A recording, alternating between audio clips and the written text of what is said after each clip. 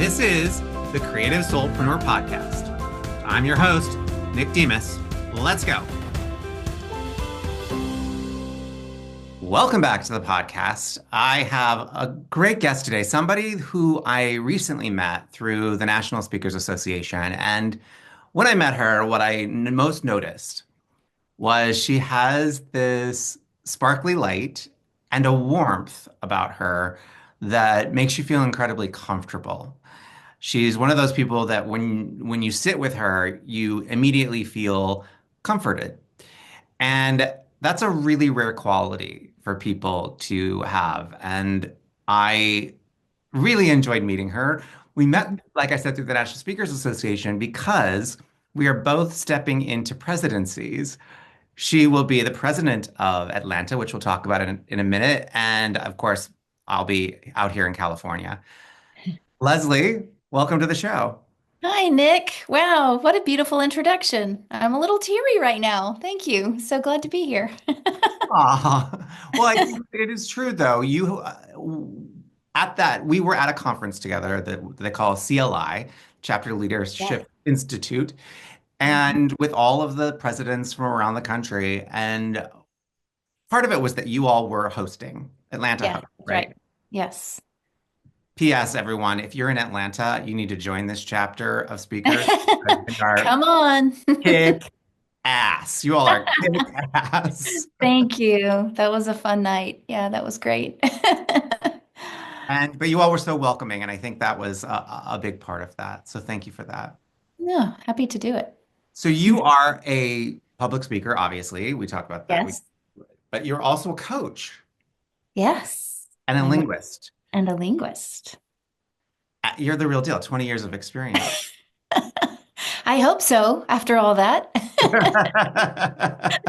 That's a long time.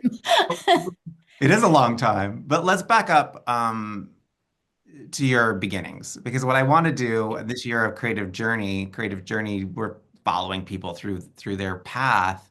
I want to take you back to when you were a kid. Mm. Mhm. Okay. And what did you love to do? What was playtime like for you? Mm. Playtime was Barbie time. I loved my Barbie dolls. I I carried them in an old suitcase that was surely from the 60s that belonged to my mother, one of those blue carpet ones with the plastic handle, and stuffed them and all their clothes inside and had them ready at a moment's notice to take out in my what became Barbie land in my room with the house and the car and the van and the kitchen and the whole thing. So hours and hours playing Barbies. I look back on that now and I realize that so much of my life that was happening, all the things happening around me with friendships and adult behaviors that I didn't understand and other things that I think we'll talk about, I processed through playtime. Mhm. And those dolls took on personalities and they dealt with issues and they had curiosities and all those things reflected what was happening around me. Outside of Barbie Land, I loved dancing. I would have told you as a 7, 8, 9 year old that I was going to be a professional dancer. And I didn't need to be the headliner. I wanted to be in the chorus behind whatever was going on. I wanted to be one of 20. And that was going to be my profession. And I still love dancing. Wonder how I got away from that. But that's what I love to do. I was into a little bit into music, the usual piano and later band and other things. But I very early on had a curiosity around languages and accents. And as I got older and learned more about languages, acquired languages, that also became playtime because Mm. I love to imitate. I would listen and try to find that sound and just maybe to tease a part of the conversation to come, that worked its way into Barbie time. And my Barbie spoke other languages.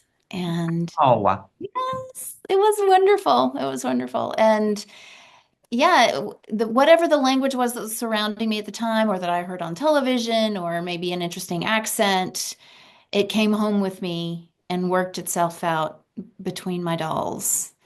And I have very, very vivid memories of where I sat and how I held the dolls and how I made them make these sounds, and which, of course, at the time was just invented sounds, but to me, it was meaningful. It So was a that real was language in a way. Yeah, that's language, super creating cool. language. Yeah, yeah. I connect to a lot of that because I wasn't allowed to have Barbies. Obviously, I was a boy and boys weren't Mhm. allowed to have Barbies. But I used to go over to the neighbors, to the meddlers next door, and would play with Kathy and Christine Medler, and I would play with their Barbies and act out these, scenes. Fun. Yes. And then, of course, I was a dancer and became a professional dancer. So I really connected with your story. So at what point, obviously you were creating these Barbie languages, so to speak, Yes. and really having an ear for it. Mhm.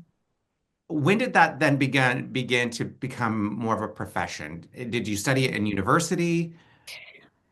I did. So my first opportunity to make sense of the invented stuff was really in high school. It was when I took my first second language class. And at my school at the time, they were what are probably the standard offerings: Spanish, French, German, Latin. And well, let me back up. I'm forgetting a major part of the story. During the later phase of those Barbie language years, my family moved and we landed in Texas for my father's job. And in a southern town, and really it was a border town right on the border with Mexico, but it was in a particular region that drew a lot of people from all over the country for the industry that was there. And so I was surrounded by another language just a few miles away. All of the well, a lot of my friends who were of Mexican heritage who spoke Spanish in their homes, I would go to their parties and whatever and hear that and be very curious, but also the accents around me because of the families that had moved there from other parts of the country. So that was, and I was, I guess, about 7 when we moved out there. So prime time in a child's mind, right? And so my mind was exploding and I was working it out with my dolls. But then a few years later in high school, I had a chance to formally study a language, and I was the one kid in the class. I mean, if anyone listening remembers language classes in high school, most kids hated them and maybe misbehaved or failed to do whatever the teacher asked. I was the one who was leaning in, hanging on every word, writing everything down, practicing it. There were opportunities to do, and this was my form of performance. There were opportunities to do declamation contests. Actually, Clemson University used to, well, still does run what is now probably a 30-year program in languages, modern languages, for kids to memorize poetry in another language and then go and deliver that poetry. And at the time, I was a beginning language learner, so I was memorizing poems that I I had to have my teacher interpret for me, but I was deep into the sounds and I really wanted to be accurate and I wanted the fluency and the pattern and the drama when I delivered that poem. I really leaned in on those and I won a few first prizes if I can pat myself on the back. So those were fun times of performance for me, but that was performance meeting play because it was still very attached to the childhood memories of playing and working out sounds, but now I had more to work with. Yeah, I So I just think for your body, you began love to it. move with it. I You know. like jive with it. You were like feeling it. Like the sense memory came back. It was like, Yes, that's so yeah, strong for me. it's so brilliant. That I could see it. Obviously, the hearing, the audience that's listening to the podcast, but I had to express that because your Yes. body just took over, which is brilliant. It's I really remember brilliant. it. It was physical for me, very much so. And it's part of what I do now that maybe we'll get to as we Yeah, you talk. can share that right now, as a matter of fact, if you want. Well, so when I work in the area of accents, if I'm helping a performer get an accent for a project, or if I'm helping a speaker that wants to do some accent work for modification or enhancement, whatever that is, there is a physicality around accents. And it can be a whole body physicality. I mean, if you think about I'm sure everyone listening can think about someone they know who has access to more than one language or an accent. And if you watch a person, they will move a little differently. They'll carry themselves differently when they change their sound. And that's often a way in when there's accent work to be done. We might talk about physical posture because there is an oral posture that has a physicality for every accent. And that's where we try to start adopting that physical posture, certainly of the oral spaces, but then also maybe sometimes in the body. Sometimes that's an easier entry for people, especially if there's a creative background or a background in dance or sport. And so, depending on who I'm working with, that's often the first entry point. It's just, let's get a little physical. Let's start to play. And It it's really, reminds me of that in acting school we there were two ways into a character, right? We yes. either went from the inside out or the outside in.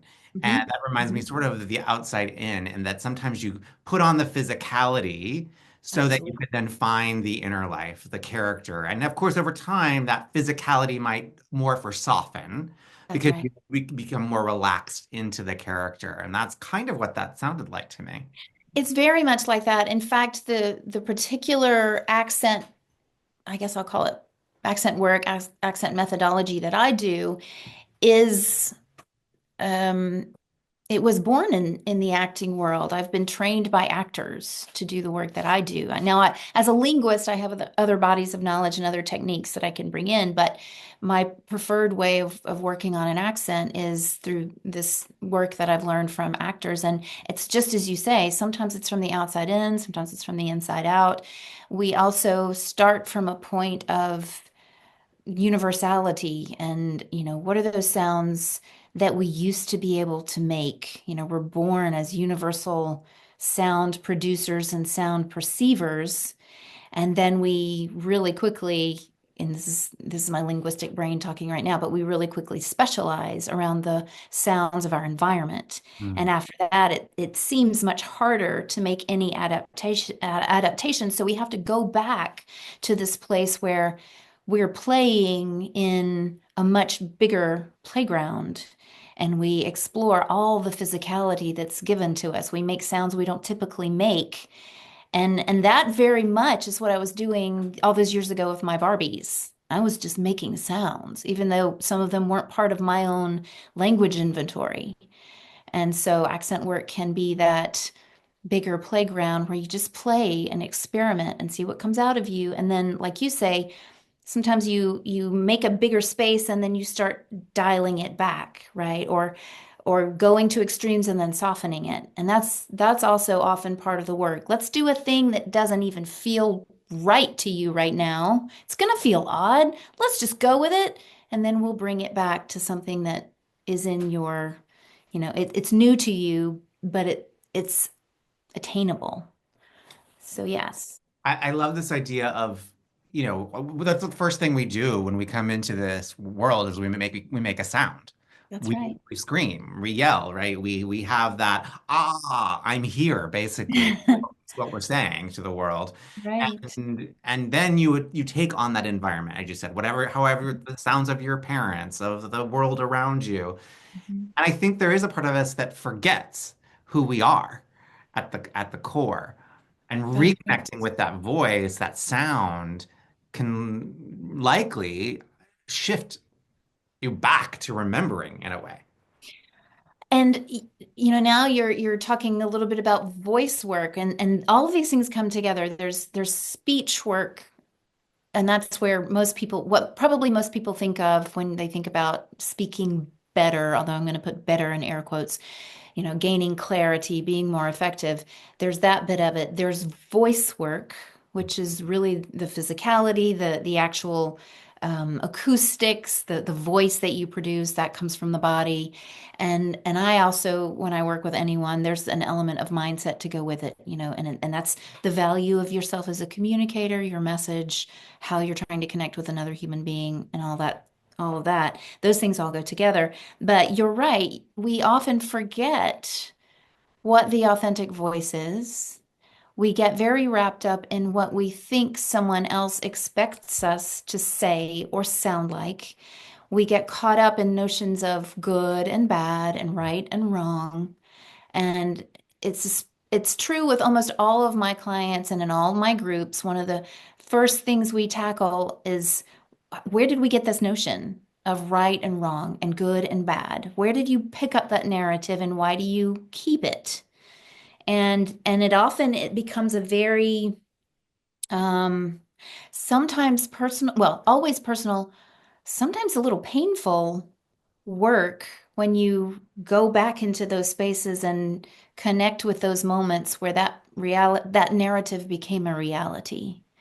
And when you learn to free the voice, free the self, and connect authentically, it can be profound. It can feel odd.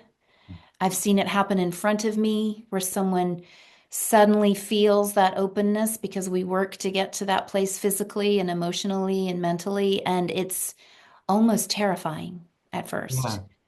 And I've been there myself. And having gone through that, I know the value of that moment and how it's sort of a sacred process. It needs to be handled carefully, but so worth doing because we all have that authentic voice.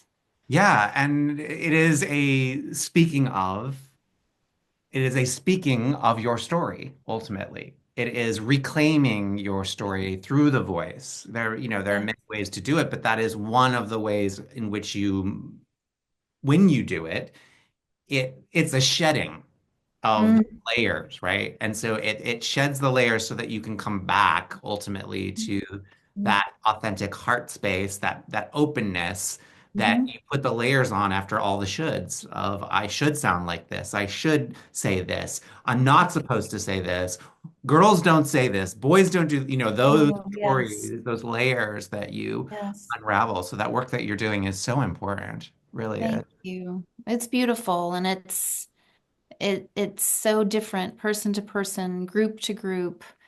Um, it's it's about discovering the person, and I'm privileged to have a part in anyone's process if that's what they're going through, truly. Yeah. Yeah. So speaking of the process, you were at high school is where sort of where we left off, and you're Oh, now out yes. in the university world. Where where did you go? How did you train to do what you do? Oh, that was a winding path. My goodness. So I went, so graduated high school with a fascination around languages, went into my undergraduate institution with a heavy sense of should on top of me. What is the right major that will be successful, help me get a job, make some money?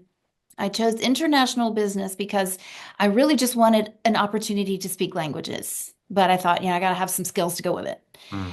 And I took my first accounting class and made a C. And it was the first bad grade I'd ever had in my life. And I decided there's only more heartache ahead. So I'm looking at the curriculum and I'm seeing marketing and finance. And it's just not for me. So after some heartfelt conversations with professors that I admired and a few others, I decided I'm just going to be a Romance languages major. I love these languages.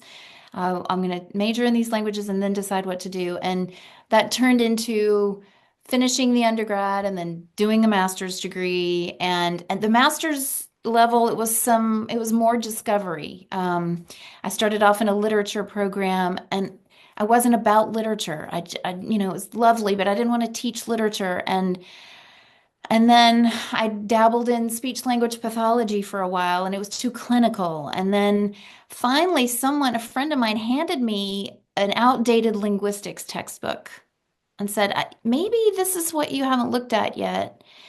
And I read it like a novel. Mm. And I thought, oh, okay, this is telling me something. So I started exploring linguistics programs. So third time was the charm for the master's degree. And I landed in a linguistics program, did my master's, and then I swore off school. No more. Went to work. About this time, I was also, my husband and I got engaged and we got married and we moved with his job. And I found myself working just a teaching job at a university and then looking around me at some of the graduate students and what they were talking about and what they were doing. And I thought, well, okay, maybe I'll give it a shot. I mean, nothing to lose. And I got into the program full ride. There was no reason not to at least try it. And that was the beginning of my doctorate. So I finished that. what seemed like a million years later, I studied the acquisition of second language sounds. So I was very much in the weeds with acoustic details and creating an experiment. And when you mentioned your doc and all the people you interviewed, I had 170 something participants, and it was, a lot of data. And I did that, and I got a tenure track job, and I was on the path I'd created for myself, but I had an itch I had not scratched.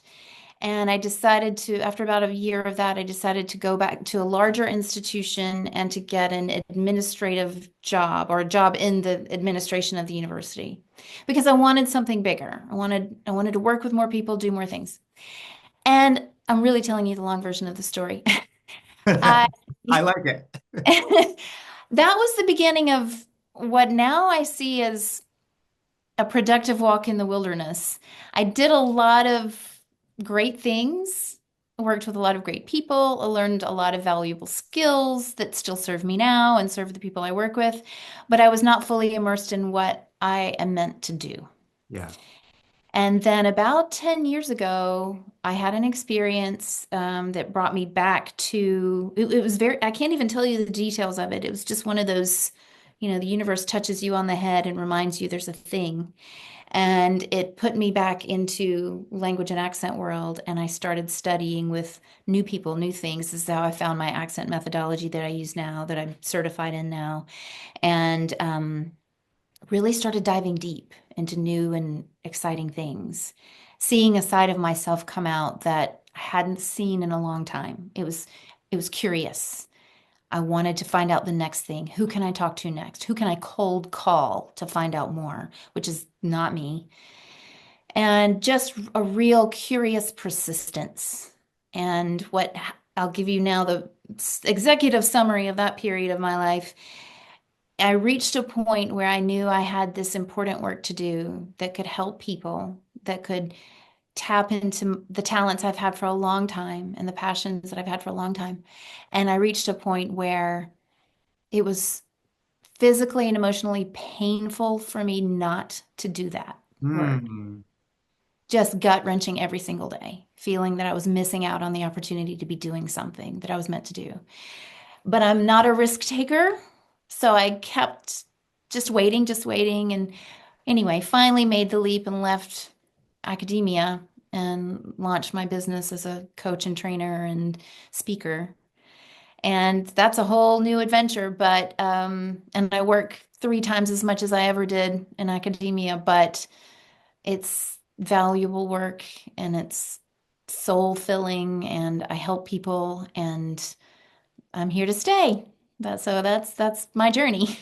Yeah, there's so much about that I love because I think there's this I talk about this quite a bit with students. There's this spiritual practice called neti neti. I don't know if you're familiar with it, but basically No. it's that you try different hats on. You try different things because you say I Okay. am not this, I am not that. You negate basically. But you have to Okay. go through the negation process till you come back to who you are. This is sort of a theme today of Oh, coming back to who you are. that's beautiful. And that was sort of what it sounded like. You were trying, well, let me try this part of this hat because it wasn't like you strayed way away. It wasn't like you did go No. out somewhere. It was like you were like still in the field, still Hmm. in but it just wasn't quite you, wasn't quite right. That's right. And so it That's a was great. a period of negation to come to the center point of where you are Mhm. back to playing with your Barbies ultimately. That's it. Yeah. And playing, coming back to play and discovery and as a I'm sure you know this to be true as well, even as a business owner, it's your day to day and it's your checklist and the grind a little bit. But if I allow myself time to zoom out of the to-do list, I am playing. Mhm. Everything is play, right? I'm driven by curiosity. What can I do today? Who can I talk to today? What new can I try? And as long as I can come back to curious Leslie that's vibing with that center point, And I'm how do successful. you do that? I think that's the question, right? Like, because you've used that word Mhm. a lot, curiosity. How do Mm. you maintain that curiosity over time? I think you won't be surprised to hear the linguist say this, but I think it's a vocabulary shift. And it's not easy, but going from I should do this to I could do that. What would happen if I did that? Let me see what's over there. It's about not telling yourself what to do, but asking yourself what you might do. And it changes your perspective on things. It takes the drudgery out of the tasks. It opens up the curious part of your mind that is open to something new that might be the right thing. And you've ignored it because it's not on your current task list, but it's there. And when you open yourself to looking with curious eyes, then oh, you see that thing, that new thing, and you just check it out, and you never know what it might open. Not easy. I fully confess, not easy for me to stay curious in every moment. I have to have daily checks with myself, reminders here and there. One of my forms of curiosity is constant learning, right? To be Mhm. open to new education, new ways of thinking, a Mhm. forever student, so to speak. Yes, You I know, feel that way. um, with your students, who you work with, who primarily do you work with now? Who are your students? Who do they tend to be? Most of my students right now are professionals who are looking to be more effective communicators. Their motives may be different. Some are battling issues of confidence. Some do have some accent clarity issues they want to work through. I also work with creative professionals, but I think what they all share is working through something they perceive to be difficult because it's been difficult for them before. And so we have to go back to a place. I help them get back to a place where it's about possibility rather than some externally imposed expectation of what they should be doing. Are there tools or techniques that you use that help that process? I like to use, I would say what's really constant through any client and any process that I use is observation and reflection, observation and reflection. And we can do it different ways. Sometimes it's open your phones, turn on your video, here's a prompt, speak it to yourself, and now let's go back and break that down.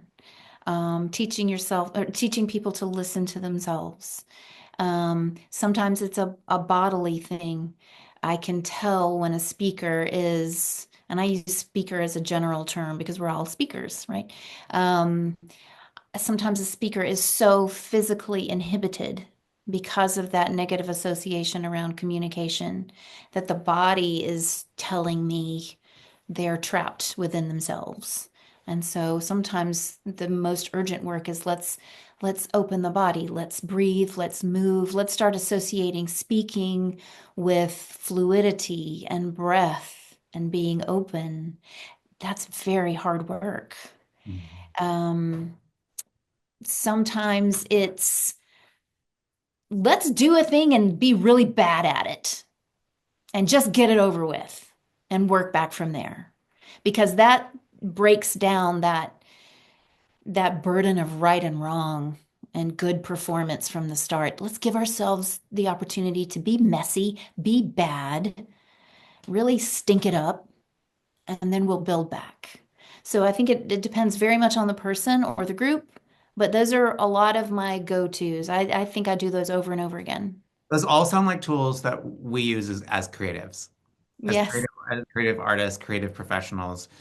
You know, Yes. those that get messy, make it messy, be as bad as you possibly can to then see what is the potential within that, you know, the stupid answer, all of those, tools, because they really are tools, translate. Tools.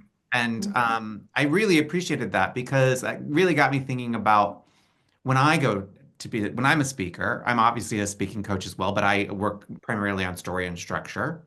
Mhm. But when I go to speak, I sometimes can catch myself in my head Mhm. around how I sound or did that come Mhm. out right? Mhm. Rather than just allowing it to be the messy, beautiful Hmm. version of myself, right? I think we all have those inner voices, and that those are great tools to help the inner work. Even if you're not, don't think of, like you said, think of yourself as a speaker per se. Hmm. Those are tools that can help you no matter what. That's right. And with some clients, we really lean into the that inner voice and why that voice is there and what it's really trying to do for you. It's not quite the bad guy that we think it is. There's a motivation there that surprises some people. Mhm. And so we'll go through this process of creating a relationship with that voice, and it takes everyone by surprise. And so I do that now with myself. If I get frustrated or feel negative or feel that the task is bigger than I am, I examine that voice, interrogate that voice. Why are you telling me this? Well, okay, thank you, but I don't need that narrative today. And it's very helpful. It's a redirect. Yeah, I love that. They did that a bit with my therapist. You know, that Yes. that talking to the inner voice and making friends with it rather than trying to push it Right. away, right? Because when the more you resist persists, so to speak, Yes. so you make kind of friends with it. Not in the, we're not, I wouldn't say we're Not best, accepting it. Right. Right. Yeah. but But but but you know what it's up to. but I Yeah. know what it's up to. I know what that voice is up to. I know the protection mechanism. I understand it. Exactly. I honor it rather than trying to push it Yes. all away, right? That's right. Yeah. Pushing is usually never good. We talk a lot about pushing when I'm coaching or training. When we push physically, like with breath, or when we push mentally or emotionally, creating resistance is usually never a route to where we want to be. And that's a head spinner.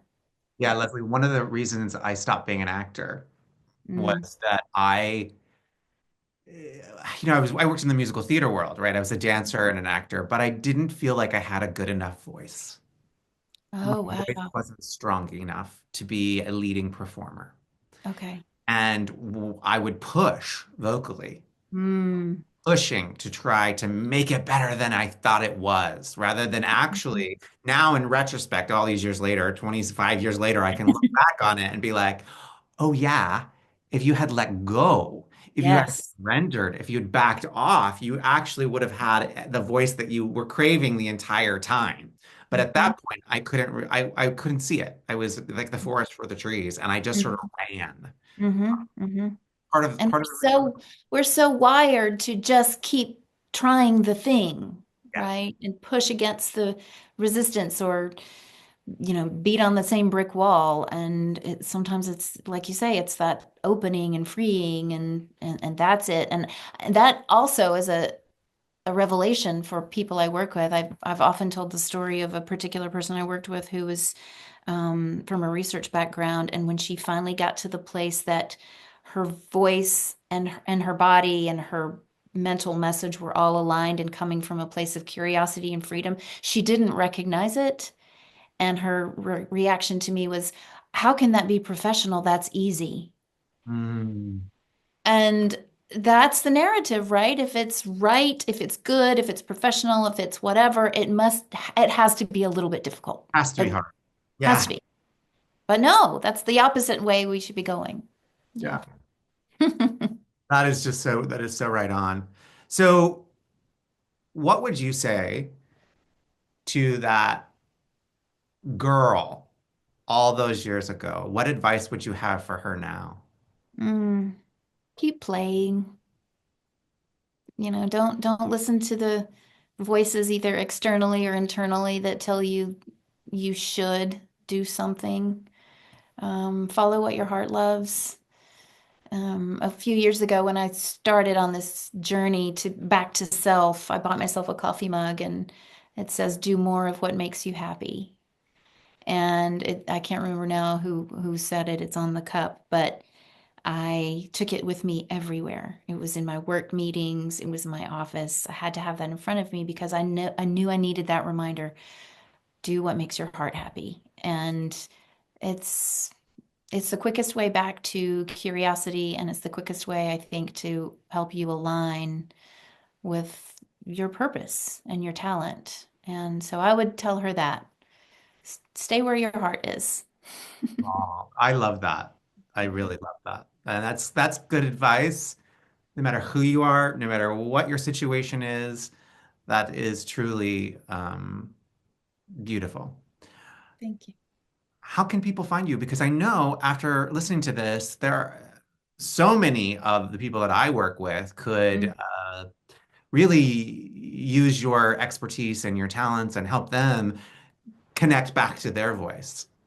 Thank you. Well, my website is pretty easy. It's lesliegordonspeech.com. Also on Instagram, Leslie Gordon Speech. Those are the quickest, easiest ways to find me. I do have an email list. I send out weekly tips, strategies, value. I offer online courses and group experiences. I love to be in the room working with companies, organizations, or just groups of people who want to experience the joys around speaking. And but my website's probably the quickest way. Contact me. I'm really responsive via email. Great. Yeah, We will make sure to put that into the show notes. And thank you.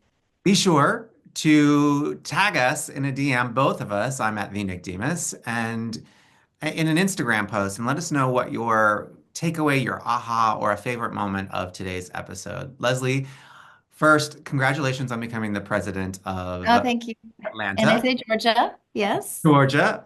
Mhm. And I look forward to continuing our friendship and our collaborations. And I appreciate you for being here with us today and sharing your journey. Thank you, Nick. This has been a joy. We'll be talking soon, I know. Take care.